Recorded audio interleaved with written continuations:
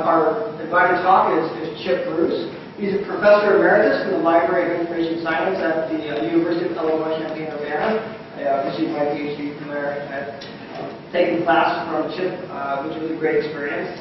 He held other positions there as well: curriculum instruction, bioengineering, Center for Writing Studies, and the Center for East Asia and Pacific Studies. In 2007, he held the Fulbright Distinguished Chair from the National College in Ireland, Dublin. He has a BA in Biology from Rice University and a PhD from the University of Texas in Computer Science.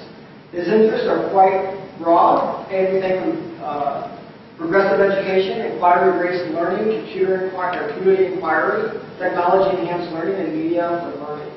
He's taught classes on community engagement, distributed knowledge, pragmatic technology, and literacy in information age, which is a class I took from Chip, which was fantastic. In fact, I wrote a Wikipedia article for that class, and it's probably the most cited thing I wrote, believe it or not. And I didn't even put it on my Vita, believe it or not, but it was very well cited. He recently wrote a book, Youth Community Inquiry, which will be coming out recently, which is quite interesting. The way I described the book we talked about at lunch was using technology and underprivileged areas to bring them together and to promote change in that environment, which is quite amazing. This evening, he's going to speak with us about social media and global change, and he currently is teaching that class for the University of Illinois, where he lives. So please welcome Chip Bruce, and we'll give some talk about social media. Thanks, Chris. I remember that class, and you were a great student in the class, and I thought it was a lot of fun. And I hope our discussion tonight will be that as well. And please ask questions along the way, interrupt if you want. I'd like to keep it a little bit informal, even though I do have slides. I'm very happy to be here at the conference and in this nice hotel. Outside of each of the elevators, you'll see a sign that says, in case of fire, do not use elevators, use the stairway. And it reminds me of another sign I saw recently that said, in case of fire, exit the building before tweeting about it. And the reason that struck me is actually we're on a sort of marathon trip, and don't ask me, it's a sign of my stupidity that we're driving all these places. But we stayed in a motel, and there was a fire alarm. And I swear, people were in the lobby tweeting, emailing, calling their friends on smartphones. And meanwhile, it was a false alarm, fortunately, but it could have been a real one, and yet communicating about it was a lot more important than getting out of the building. Not for me. I got out of the building. I want to talk tonight, or this evening, I guess, about a course I'm teaching right now. In fact, one of the things I did on this marathon trip was to meet face-to-face with students that I've been mostly seeing online. And the course is called Social Media and Global Change. And I want to talk about the course both in terms of medium and message. That is, I think you might find the organization of the course interesting, but also I really want to focus a lot on the content, because it's a part about helping us all understand what social media means for us and the world today. When I think about social media and education, I think there's multiple ways to talk about it. One is that we can learn all kinds of things through social media, and I understand a lot of you are teaching online. I would argue that even 15, 20 years ago, we were already starting to see online teaching. I had students who were looking up information about me in the class. They were communicating with each other through email. This was back in the mid-90s. They were looking up stuff on the web, even in 95, 96. So I think we've been learning through social media for a long time, and now we're explicitly teaching using either online collaboration tools specifically designed for teaching, or tools like Facebook and others, wikis and so on. We also need to learn social media, to learn the media. That sounds a little bit strange when you talk about young people today who seem to sort of live with it from age 1 up. But I want to argue, and I hope I'll show through some of these examples, that there are things to be understood about social media and what its implications are, that many young people don't know, and their knowledge, their confidence in their knowledge may be a bit misplaced. And the third thing is to learn about social media, to learn that social media is something that's important in our world today, and we need to understand, what kind of effect is it having. There's sort of two kind of dominant positions you see in the media and lots of talks and writing about social media. One is that everything has changed, we're in an entirely new environment, and the other is that nothing has changed. And I should say, by the way, some of the examples I'm going to be using are pretty highly charged politically. And my point is not so much to defend or support any particular use of these media. You and I may share opinions, or we may have very different opinions about it. What I more want to look at is what's happening. How are people using these media? One of the examples that many people have talked about has to do with the earthquake about 5 years ago in Sichuan and Gansu province in China. And comparing that to the Tangshan earthquake back in 1976. I don't know if you remember, but the Tangshan earthquake happened near the end of the Cultural Revolution in China. And it wasn't even reported in Western media for several months. Even to this day, there's a huge dispute about how many people were killed there, but it was one of the worst natural disasters of the 20th century. At least 250,000 people, perhaps as many as 650,000 were killed, and yet we didn't hear about it. And China refused international aid. To this day, it's still a bit of a mystery. The Sichuan earthquake, on the other hand, just 5 years ago, became a social media success story. People were microblogging about it. They were writing emails. They were making websites. They were reporting on it as it was happening.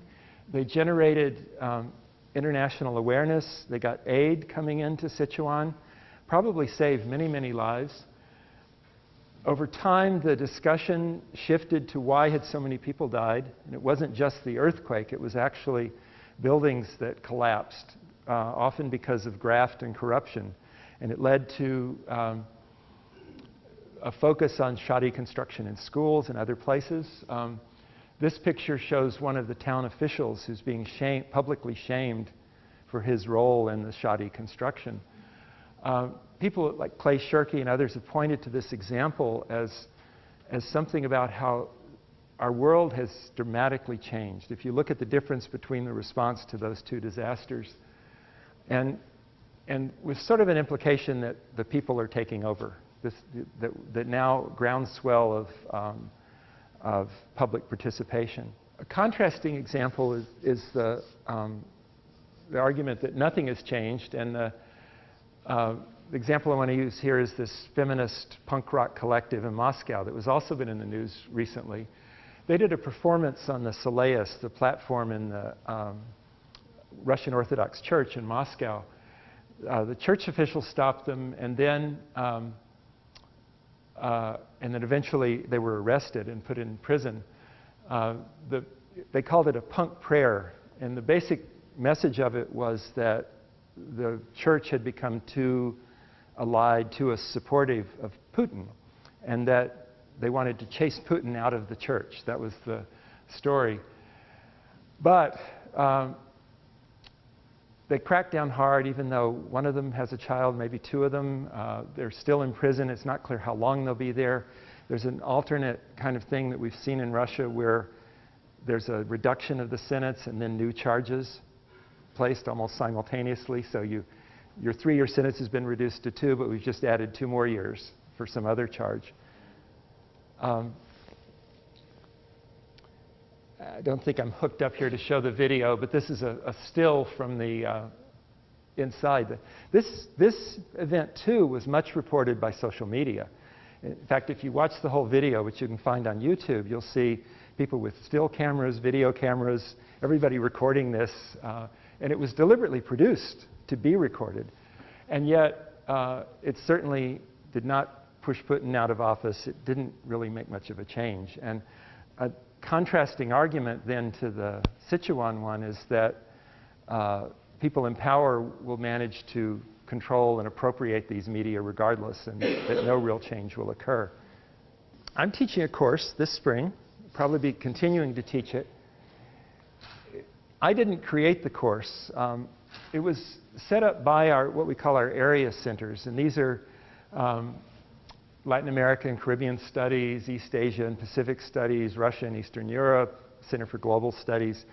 These are centers that focus on particular regions of the world, and they came together around the idea of things like the so-called Twitter revolution in Tunisia or recent events in Egypt. Are these social media making a difference in these regions? And they called me in on the sort of informatics side, but with the idea that I would collaborate with experts in these different regions as we looked at what was happening with social media. So it's been a real learning experience for me because I don't know that much about these different areas. And so I've been through the readings and meeting these other speakers. I've been learning a lot. It's been great in that way. Our program that we're teaching is called LEAP, which is sort of a gray-haired version of online education. It started about 17 years ago and has been a very successful program with something like about 98% completion rate of the program. In this particular course, I'm using Blackboard Collaborate for synchronous connections once a week, and then Moodle for asynchronous in between. Also using a WordPress site, which is very public, and you can go see that. And then one face-to-face meeting, which we had last Saturday, an all-day meeting. It's aimed at upper-level undergraduate and graduate students. And I'm not going to go through all the details of it, but I wanted to just give you a flavor of the kinds of speakers that we've had involved with this. For example, Adrienne Vodovitz is a senior Wikipedia editor who talked about women's representation and participation in Wikipedia, which has been a problem. Many women don't feel comfortable as editors, and she shared some of the discussions, and I can certainly see why they wouldn't be. Marcus Schultz talked about Chiapas, and I'll give an example, share some of that in a minute.